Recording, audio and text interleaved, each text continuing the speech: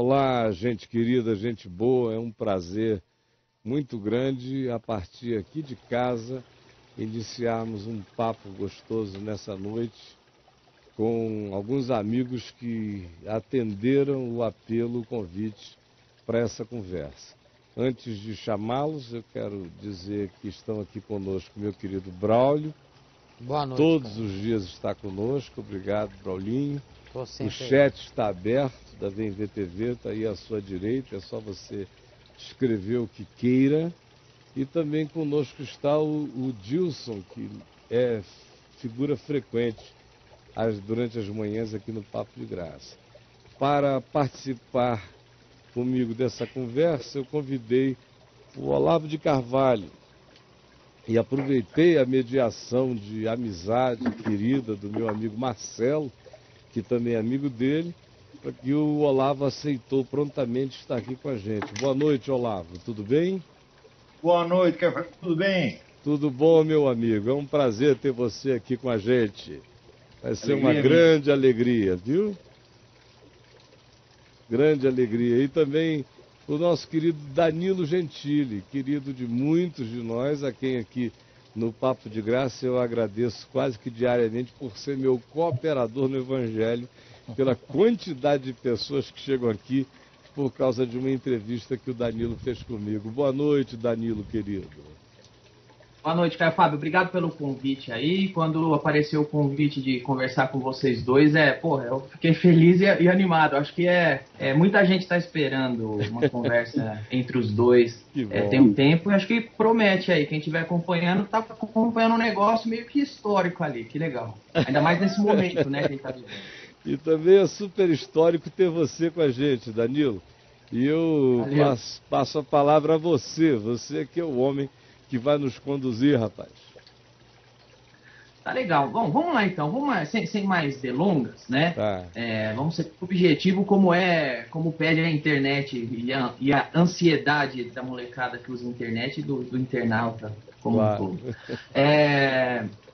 Bom, vocês dois às vezes têm alguns pensamentos diferentes, claro, como qualquer pensador independente que não está regido por um partido, por um líder, acaba tendo um pensamento diferente. Mas, mesmo com algumas divergências ideológicas que pode ter crescido ou diminuído aí ao longo do tempo, eu percebo que no atual momento, se eu estiver errado, vocês me corrijam, eu percebo que no atual momento os dois concordam em uma coisa.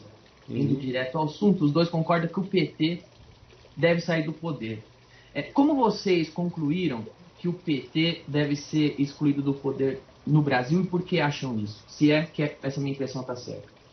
Eu acho que você está certo, mas eu gostaria que o meu querido Olavo começasse respondendo essa pergunta. Ele está nessa labuta dia a dia há muito mais tempo e no campo acadêmico, trabalhando a respeito disso.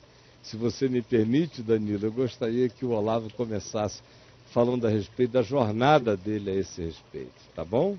Ok. Então, tá bom, vamos lá. Bom, não é bem que eu acho que o PT deve sair do poder. Há muito tempo, pelo menos desde o começo da década de 90, eu acho que o PT não deve existir. Porque o PT é um partido ilegal, vinculado e subordinado a uma entidade internacional, que é o Foro de São Paulo, o que a nossa lei eleitoral proíbe. Infelizmente, eu já fiquei sabendo do Foro de São Paulo muito tarde. Eu fiquei sabendo, eu creio que por 96, 97, através do falecido advogado José Carlos Graça Wagner.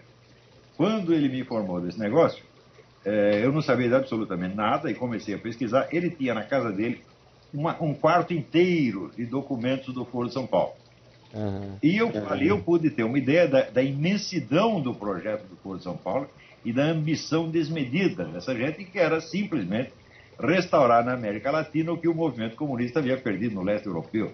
Nada mais, nada menos. Quer dizer, essa era a ambição e eles a estão realizando. Agora, o problema não é o nego ser comunista, ser socialista, etc, etc. A lei aí é muito clara, a lei é de 95, e ela proíbe a existência de qualquer partido subordinado a uma entidade estrangeira. A subordinação do PT ao Foro de São Paulo está provada em 2 discursos que o Lula fez e no vídeo que o PT fez do seu 3º Congresso, onde ele reconhece o Foro de São Paulo como o comando estratégico da esquerda latino-americana. Então, você tem o comando e tem os comandados. Evidentemente, os partidos são os comandados. Então, o PT, há muito tempo, já não deveria existir. E não é só o PT. Você tem o PT e você tem ali um círculo de partidos que o apoiam. Tá certo? E tem as pessoas que o apoiam dentro de partidos que são nominalmente de oposição. Quer dizer, isso já é uma coisa, é um hábito antigo do Partido Comunista, ele ter lá os seus deputados, seus senadores, e ter deputados e senadores dos outros partidos também, inclusive de partidos adversários. Isso para eles é normal. Quer dizer, o mensalão não é nada mais, nada menos do que isso. Quer dizer, comprar todas as consciências disponíveis no Congresso Nacional. Eu acho que estavam todas disponíveis, mas não sei.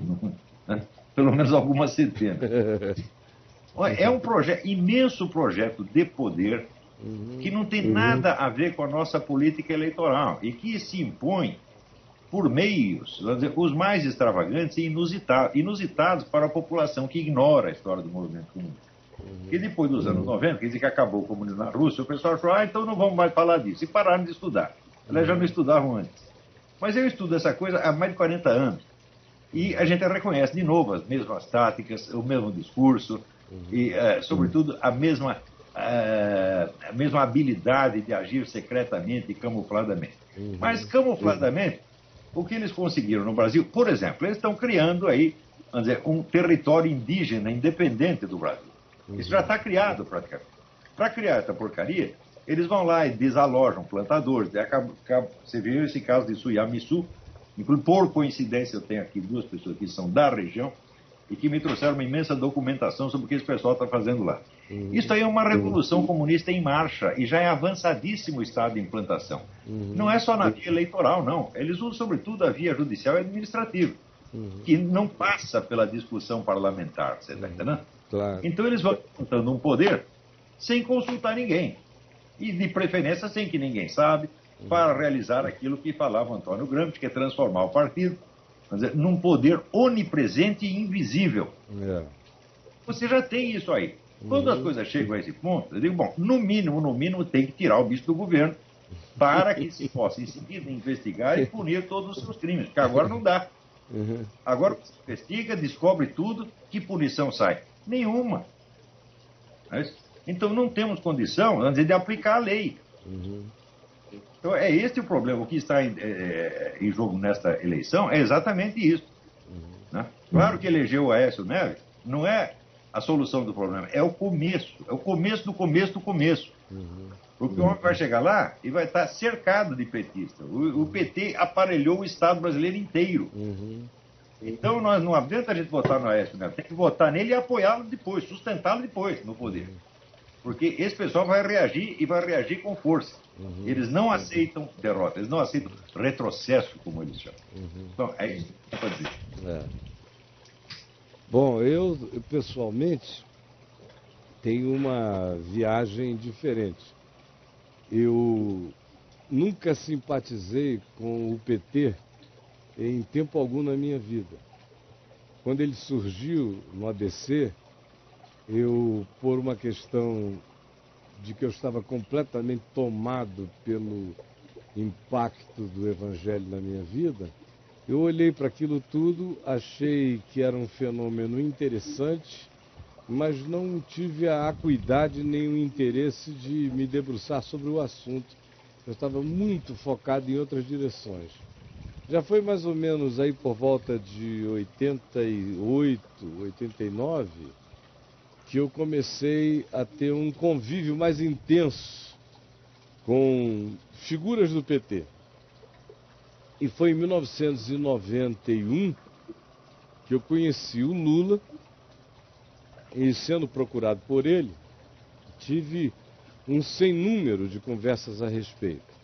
Só que o Lula que me procurou e encontrou uma pessoa que não estava com outra coisa a não ser com o coração de fato, sinceramente aberto para ouvi-lo, era uma pessoa que vinha pedir ajuda para dizer, olha, eu não sou quem pensam que eu sou, eu gostaria que você me conhecesse. E ele vendeu para mim um certo espírito e uma atitude que buscava se abrir, compreender, conversar, dialogar, incluir, enfim. Ele vendeu um pacotão para mim que logo depois ficou claro que era apenas uma coisa absolutamente particularizada para mim e para algumas outras pessoas. Em momento algum nesse processo, eu me senti cooptado pela proposta dele e por nenhuma outra. Existe dentro de mim uma impossibilidade de adesão a essas formas ou a quaisquer outras de cooptação. Mas eu assumi ingenuamente o ideal, o desejo de tentar criar um espaço de diálogo para ele junto à comunidade evangélica, que efetivamente, desgraçadamente, eu consegui.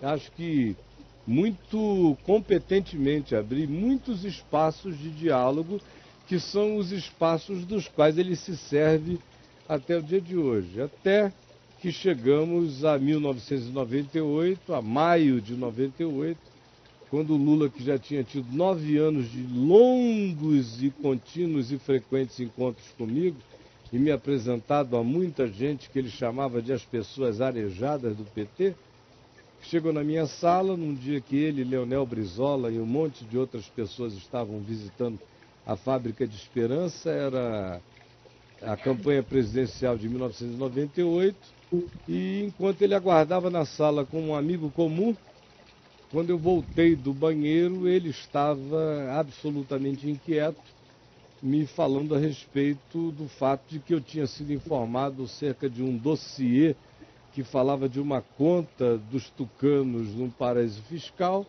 e gostaria imensamente que eu tivesse dito isso a ele, porque ele disse: o meu amigo está dizendo que contou para o senhor e o senhor não contou para mim nem para ninguém, por favor, eu preciso disso para ganhar essa eleição.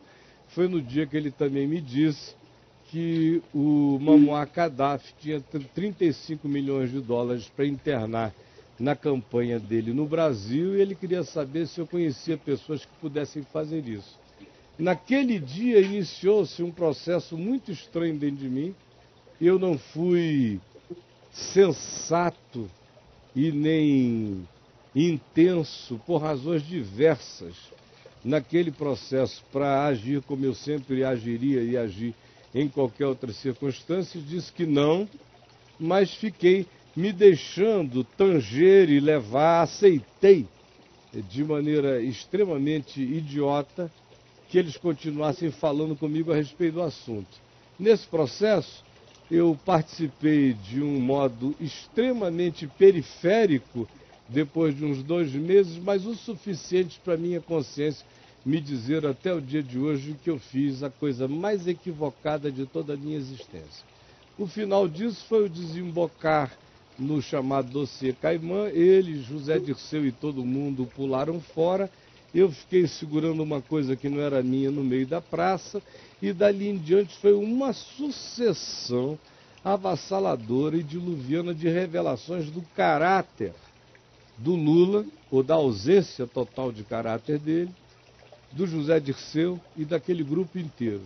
Foi tão avassalador que eu cheguei à conclusão, muito antes do mensalão acontecer, que eu estava lidando com uma quadrilha totalmente abandidada e que tinha um discurso para consumo em determinados nichos de interesse, enquanto tinham uma articulação de natureza muito mais extensa e que visava um projeto de dominação e de controle mesmo, a ponto do José Dirceu ter me dito: no dia que nós conseguimos emplacar o Lula a primeira vez na presidência da República, a gente não sai mais de lá, e se sair com brevidade, sairemos 24 anos depois, após deixarmos tudo aparelhado. Daquele tempo para cá, independentemente do que eles tenham feito, do que me envolveu, do que me implicou, do que eu responda por isso, eu sou um homem adulto para admitir a idiotice da minha participação, maior ou menor, periférica ou de qualquer natureza, no processo, e vivo com as consequências disso diante de Deus e do meu próximo na cidadania. Mas ficou para mim, para além de qualquer teoria, eu fui introduzido não no quarto do amigo do Olavo com toda aquela documentação escrita. mas fui introduzido numa recâmara de apresentação dos personagens que logo vieram a se mostrar com todos os perfis não caricaturais, porém reais, de quem eles de fato são. Dali para frente foi uma avalanche de percepção a respeito do fato de que nós estávamos e tínhamos caído num malogro dos mais perigosos. Provavelmente agora, parafraseando o Lula, que repetiu isso exaustivamente, nunca antes na história deste país tenhamos tido uma situação de tanto aparelhamento, de tanta metástase, de tanto controle, que, como disse o Olavo, quem quer que ganhe, sendo no caso o Aécio vitorioso, vai ter que ter um esforço desmedido e ter que receber um apoio imenso, porque o aparelhamento é metástico, é profundo e ideologicamente penetrou todas as células e segmentos dessa sociedade. A gente vê aqui no Brasil, Olavo, em Brasília, por exemplo, em qualquer outro lugar, uma quantidade enorme de pessoas que não têm mais a coragem de manifestar o seu voto.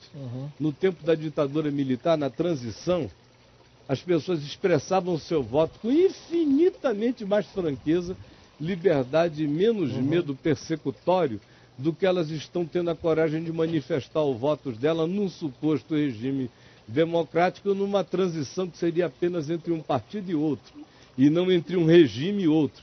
Mas o medo delas é tão grande que caracteriza o fato de que é uma transição de um regime para outro regime.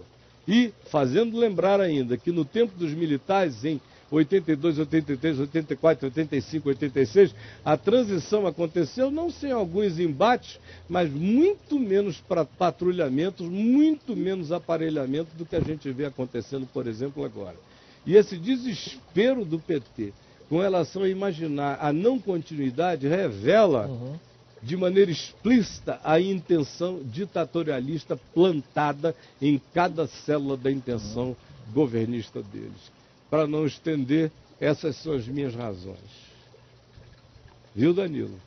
Sim, ok. É o seguinte, enquanto vocês estão falando, eu estou monitorando aqui, tem um problema acontecendo nesse exato momento, que é um problema bom. Vocês me disseram que o Vem VTV aguenta 150 mil pessoas, não é isso? Pois é, já tem milhares de pessoas aqui no meu Twitter, centenas, exagerei, centenas aqui, falando que não está conseguindo assistir, que sobrecarregou o site. Aqui? A gente continua daí, tenta ir pro Hangout ou continua daqui? Vamos embora. Mas eu acho, deixa eu ver o pessoal técnico lá dentro, porque aqui a gente está acostumado a receber pelo menos isso, e não cai não. Se vocês forem no meu Facebook, no meu próprio Twitter, vocês vão ver que todo mundo, logo depois que eu postei o link, já ninguém mais consegue acessar. Fala que está travado.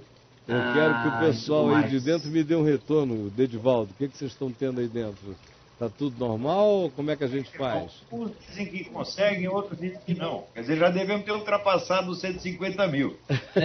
De qualquer forma, vai ficar gravada a conversa. Vai estar gravada, está gravada. E ela vai repetir muitas vezes aqui na Vem VTV. E também nós vamos fazer os recortes dela, mandar para você, por lá, vamos publicar de todos os modos possíveis, tá bom? Tá. O que aconteceu aqui é o seguinte, olha. Não é o streaming que caiu. O que caiu é o site. Porque como eu passei o link do site, as pessoas começaram a entrar no site e o site caiu. Então, o seu streaming aguenta 150 mil pessoas, mas o site não. Então eu vou repassar o link aqui. Tá. Peraí, antes da gente continuar a conversa, tá? Tá bom. Fica tranquilo. Deixa eu ver o que está acontecendo aqui para mim. Estou abrindo aqui no aplicativo da Vem VTV. E o pessoal lá dentro tem alguma instrução a nos passar? Eu peguei aqui alguém da internet, pegou a raiz do streaming, tv.gospelprime.com.br/tv.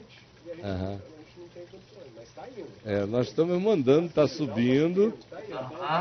Por favor, escreva esse endereço aqui no chat do Skype, para eu poder copiá-lo e...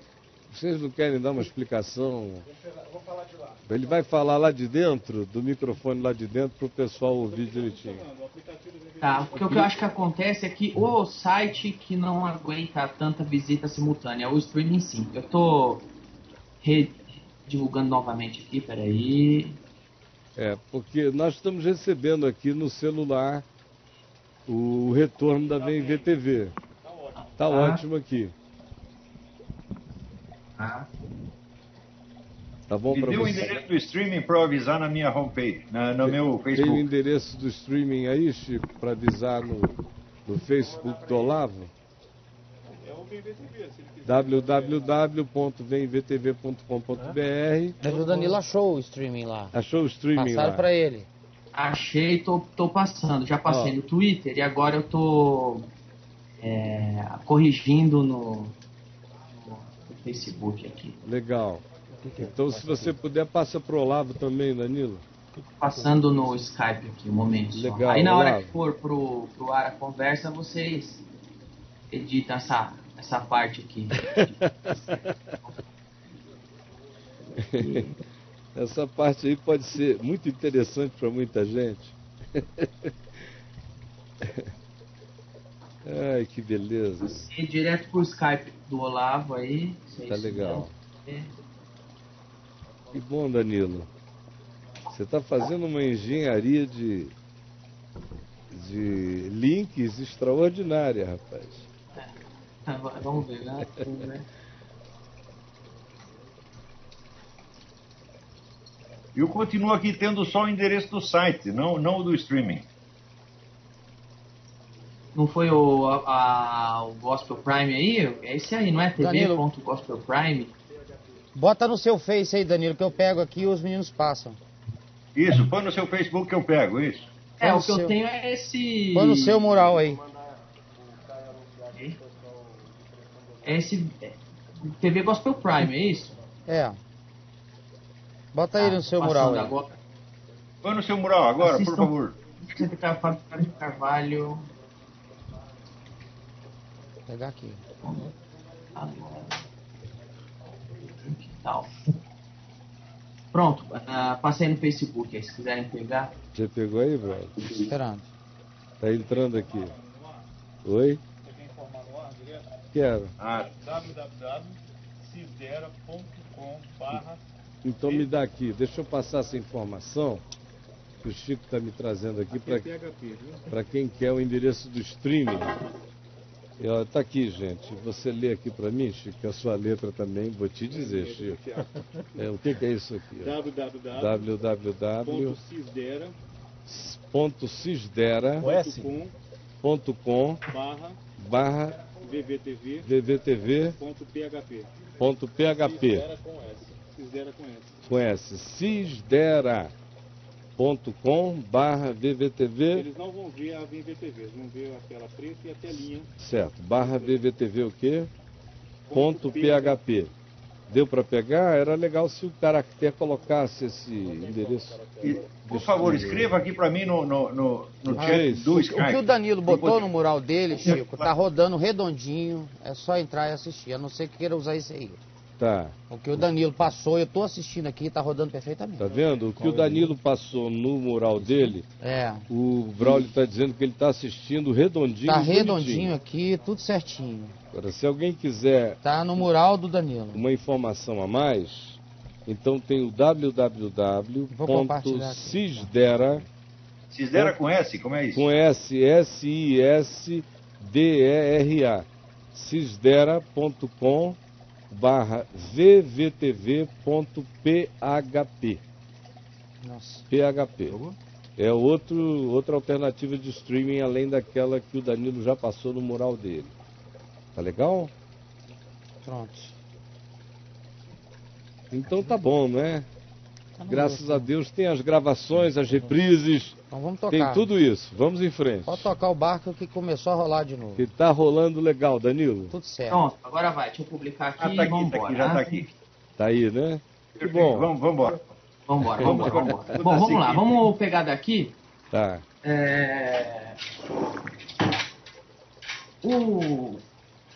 O Olavo de Carvalho e o Caio Fábio vocês falaram uma coisa, um ponto de convergência ali, uma impressão que os dois têm do PT, mais que impressão, provas, documentos e tudo. O Caio Fábio vivenciou uma experiência, o Olavo estudou muito, né, anos isso. Aliás, o Olavo falou do Foro de São Paulo, eu lembro que durante muito tempo ele ficou falando e todo mundo falava assim, é maluco, é teoria da conspiração. Aí você ia perguntar pros petistas, pros esquerdistas do Foro de São Paulo, eles mesmos negavam que existia isso, falavam que era maluquice. Hoje, eles não só assumem que isso existe, como ainda faz propaganda, como se fosse uma coisa linda e bonita que está acontecendo, né? Por que os jornalistas nunca quiseram investigar se isso estava acontecendo ou não? Por que só agora falam nisso? E qual é o interesse da imprensa em nunca ter noticiado isso e deixar chegar onde chegou?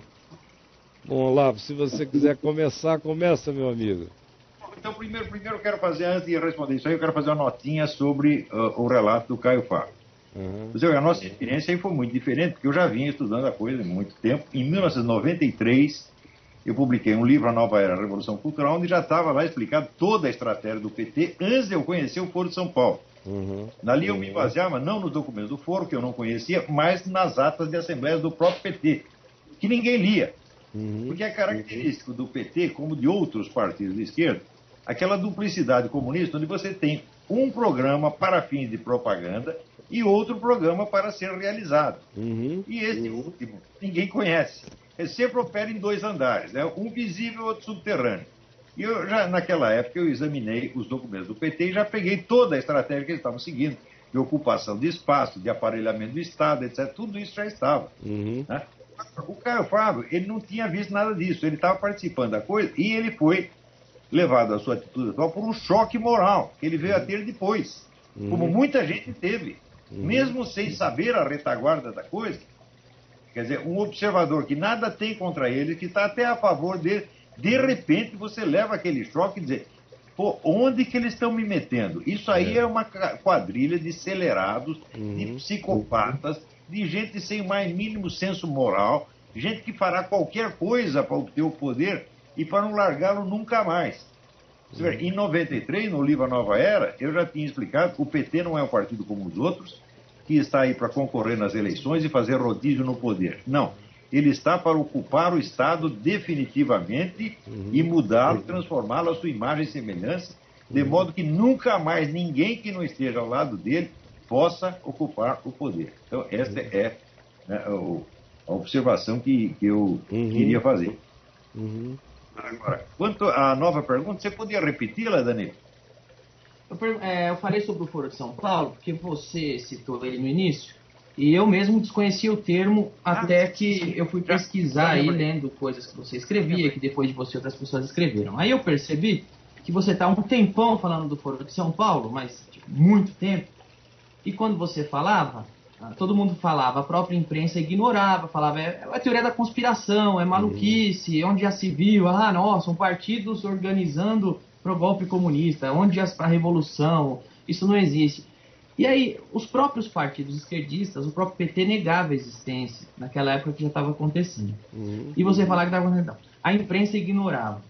Os partidos esquerdistas negavam. Hoje, nem a imprensa ignora, e os partidos que estão envolvidos não só assumem, como propagam como se fosse uma coisa muito legal, muito boa. Por que a imprensa não teve interesse em noticiar isso antes, quando estava lá no começo do negócio? E por que também a própria esquerda encobria isso e hoje não tem mais vergonha de falar abertamente que isso existe? Já durante o tempo do regime militar, o pessoal esquerdista e comunista em especial já tinha o domínio da mídia brasileira. Você não tinha um direitista ocupando a direção de um jornal. Era tudo pessoal, ou do partido ou companheiro de viagem, já no tempo dos milicos. E o negócio era mais cínico ainda, porque eles dominavam a grande imprensa e dominavam também a imprensa nanica, na qual se queixavam da grande imprensa. Então é sempre com 2 mãos, você está entendendo? Vai para um lado e vai pelo outro. Então o número de esquerdistas que ocupa cargos de direção, cargos de influência na mídia ainda é muito grande. Graças a isso, a existência do Foro de São Paulo foi ocultada de todo o povo brasileiro por 16 anos. E não só aí. Veja, aqui nos Estados Unidos, no Council of Foreign Relations, o dito especialista em Brasil, do Council of Foreign Relations, que é o maior think tank dos Estados Unidos, Kenneth Maxwell, Ele negou abertamente a existência do Foro de São Paulo. Ao mesmo tempo, onde um colunista da Veja e professor de História do Brasil na Sorbonne, o seu Luiz Felipe de Alencar, também negava. E não, isso é invenção de um maluco lá do Rio de Janeiro, que era eu. Quer dizer, é uma coisa de um cinismo, cinismo da parte de uns e burrice da parte de outros. Então, ou a conspiração da maldade com a burrice, como sempre acontece, para que a verdade não aparecesse. Chegou uma hora que não dá mais para esconder, os caras falam, bom, agora a gente não dá para esconder mais, vamos assumir. Então começaram a assumir, e o primeiro a assumir foi o próprio Lula, no ano de 2005, no aniversário de 15 anos do Foro de São Paulo, onde ele confessava que o Foro de São Paulo, o próprio Foro de São Paulo, além do Foro de São Paulo ser o andar subterrâneo do movimento comunista, ele próprio tinha também um andar mais visível e outro mais subterrâneo. Quer dizer, nós temos as assembleias, todo mundo discute, mas o importante é as conversas reservadas que nós temos entre governantes.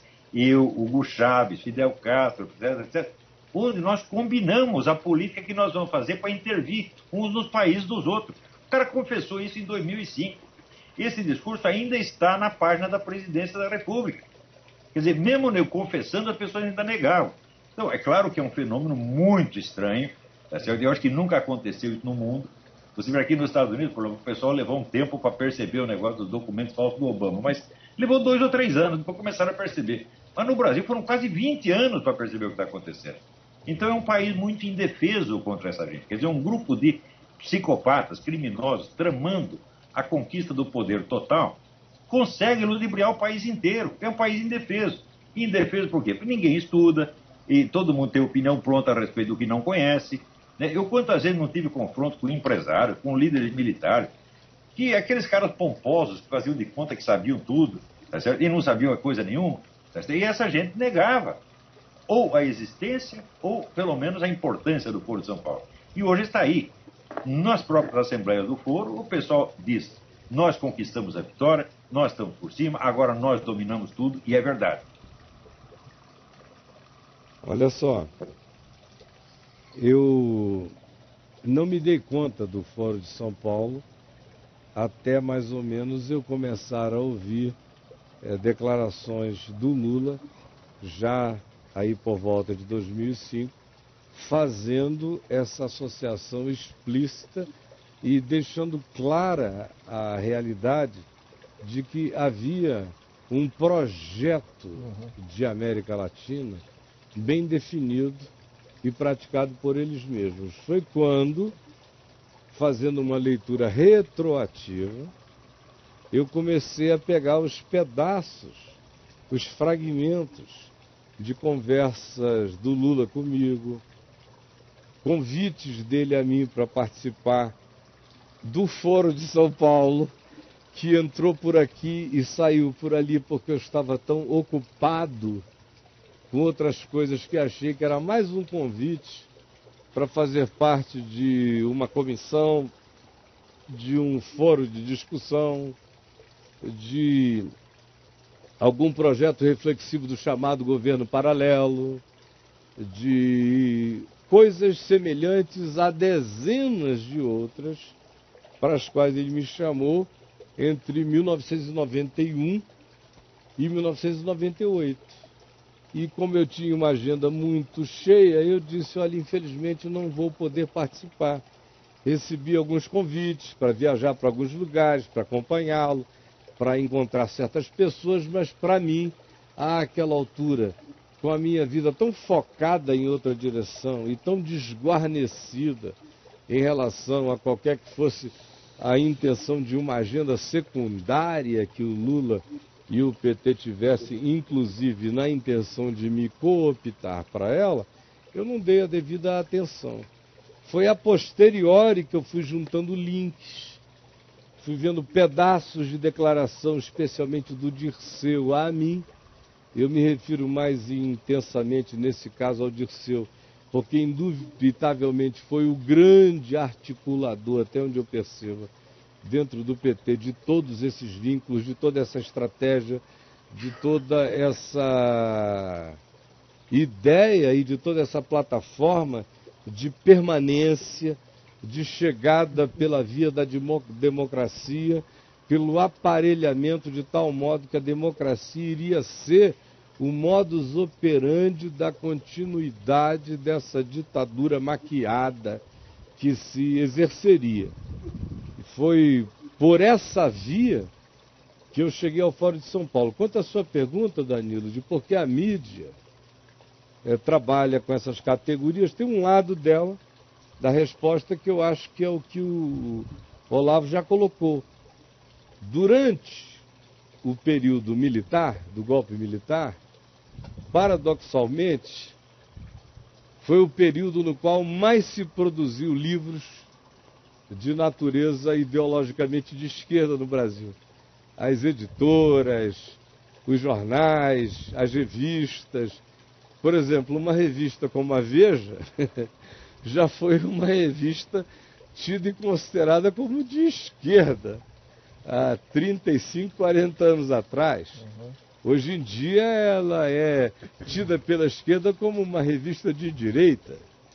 Pois bem, o que acontece dentro das redações, e os que trabalham nas redações sabem disso há muito tempo, é que a direção dos jornais em geral é de natureza mais liberal e negocial nas suas intenções, mas a redação se sente culpada, a redação se sente emburrecida, a redação se sente inadequada, a redação se sente retrógrada, se ela não se confessar de esquerda. Embora muitas vezes esse seja um conceito que na redação nem bem se saiba bem o que seja. Mas é assim que se faz e que se confessa. E como o PT, coerentemente com qualquer ideologia que trabalha com informação e contra-informação, ele produz aqueles que são os fatos para consumo público e aqueles que são os fatos e as ocorrências para consumo interno. Qualquer partido funciona assim, mas um partido com intenções de continuidade ditatorial, assambarcadora de tudo que a gente possa pensar que seja liberdade de expressão do país, trabalha essas categorias com muito mais maestria, de modo que em encontros eles decidem qual é a palatabilidade do discurso a ser oferecido. Mas isso não muda em aspecto nenhum a fixação, o objetivo, a obstinação e a perseguição completamente implacável dessas que já são as definições prévias por eles assentadas. Disso eu não tenho nenhuma dúvida, já faz alguns anos. Eu não tinha antes de 90, interessante. Antes de 90, todo mundo que me perguntasse, eu diria jamais. Eu tive pessoas que moraram na minha casa, que eram pessoas engajadas com o PT, a quem eu amei e amo com todo o coração e discordava do que elas expressavam, mas sempre tive o dilatamento interior de acolher, de não fazer disso um problema, um fosso, uma separação. Mas, apesar de até 1990 eu dizer não tenho condições, eu dei uma chance ao diálogo. E o diálogo que aconteceu comigo foi no andar de cima. Até maio de 98, quando subitamente eu fui introduzido no andar de baixo. Quando eu cheguei no andar de baixo, aí eu vi que o Fórum de São Paulo estava presente em todas as coisas, não como uma declaração explícita, mas como uma atitude que configura o espírito ali definido. Não há a menor dúvida disso. E com a reação deles, especialmente nessas eleições, que são as primeiras onde eles se sentem definitivamente ameaçados, ficou explícito que o ânimo desse grupo está tomado de garras, de uma bestialidade, disposta, como Lula disse semana passada, a fazer qualquer coisa para manter a companheira Dilma no poder. Ok, então vamos lá. Fazer qualquer coisa.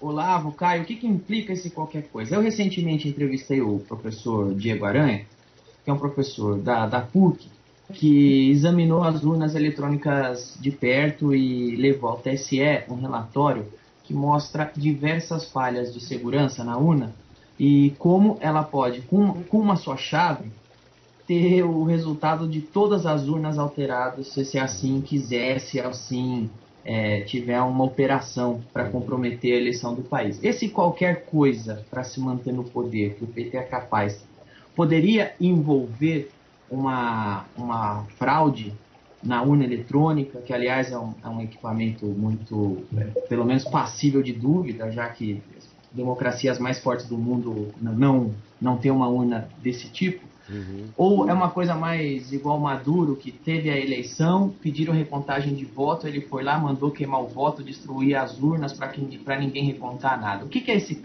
fazer qualquer coisa? É possível que uma coisa dessa aconteça? Vocês acreditam nisso? Qualquer coisa significa literalmente qualquer coisa. É fraude eleitoral, é mentira, é campanha de difamação, é chantagem, é propina, é ameaça, é assassinato, o que for necessário, porque os caras foram educados dentro desta ética. Aquilo que aumenta o poder do partido é bom e aquilo que o enfraquece é ruim. Este, para eles, é o absoluto, é o imperativo categórico. Todos são assim. Essa é a mentalidade comunista já há muitas décadas. Sempre foram assim e não vão mudar. Quer dizer, confiar nessas pessoas é ser enganado. Você vê aí a história do Caio Fábio. O Caio Fábio tinha toda a boa vontade com eles, não tinha nenhuma desconfiança, tá certo? Não tinha suspeita alguma. E ele mesmo, mas a força dos fatos é tão grande que um dia o nego acorda e diz, pô, eu estou metido aqui entre bandidos. Pessoas que são, como diz o termo dele, são de uma bestialidade imensurável. Entendeu? E pessoas que, no meu entender, têm que ser banidas da vida pública. Porque eu não sou a favor de prender ninguém, nem de matar ninguém, tá? Mas eu acho, sinceramente, essas pessoas todos aqueles que usaram o aparelho de Estado para a prática de crimes têm que ter os seus direitos políticos cassados em caráter vitalício e ser proibidos de exercer qualquer atividade na educação ou na mídia para sempre. Eles têm que ser devolvidos à sua vida particular. Tem que sair da vida pública. As pessoas não têm o direito de estar na vida pública, por quê? Estão usando o Estado para a prática de crime, para favorecimento do seu grupo. E isto, para eles, é natural, isso é bom. Você vê o vídeo em que o Lula se gaba de ter mentido para respeito de... Ele já chegava lá em Paris e dizia, no Brasil tem 25 milhões de meninos de rua e outras coisas. Ele se gabando, achando lindo o que ele fez. Como é que nós podemos dialogar com uma pessoa dessa, que é uma mentalidade psicopática? Leia o livro do Dr. Andrew Lobachevsky, que fez um estudo sobre a elite política comunista na Polônia, e você vai ver como é a mentalidade desses caras. São pessoas absolutamente amorais, mas que têm um senso de autodefesa, tá certo? Exacerbado. A autodefesa grupal exacerbada. Né? E chega ao ponto da paranoia de enxergar inimigo onde eles não têm. Você vê, durante muitos anos, só houve oposição ao PT na internet. Você não tinha isso na mídia, você não tinha nos partidos políticos, não tinha nada. Mesmo assim, eles diziam, olha, a elite fascista está querendo nos derrubar, etc. Quem era a elite fascista? Era eu, Reinaldo Azevedo, né? A Graça Salgueiro, mais meia dúzia dos coitados, tá entendendo?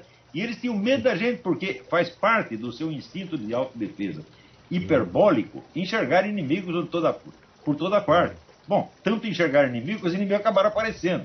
E eles levaram agora essa surra bem merecida. Na realidade... Mas merece muito mais do que isso. Outra coisa, eu quero observar uma coisa. Muito antes deles aparelharem o Estado, eles tinham aparelhado a mídia inteira. Você vê, o Caio Fábio citou, muito bem lembrado, o caso da Veja. Não era só a Veja, a editora Abril inteira estava aparelhada pelo Partido Comunista e pela AP. Diretores da Abril estavam metidos nisso. As redações eram só militantes do Partido Comunista ou da AP, inteirinha, de alto a baixo. Começar pela Veja, o seu Mino Carta, que é até hoje um servidor, puxa-saco do PT, tá certo? Ele já era a mesma coisa naquela época. Então, eles já tinham dominado totalmente a mídia. Claro que depois tem as novas gerações, elas entram sem tanta convicção assim. E alguns começam a pensar e mudam de ideia. Mas eles ainda têm o controle da mídia. Olha só, eu acho que nesse qualquer coisa que o Lula disse, vale qualquer coisa, Eles têm uma história que a gente não precisa nem comparar a nenhuma outra, mas apenas lembrar da história construída por eles mesmos, aonde tudo foi válido até aqui. Tudo. De onde é que a gente está vindo?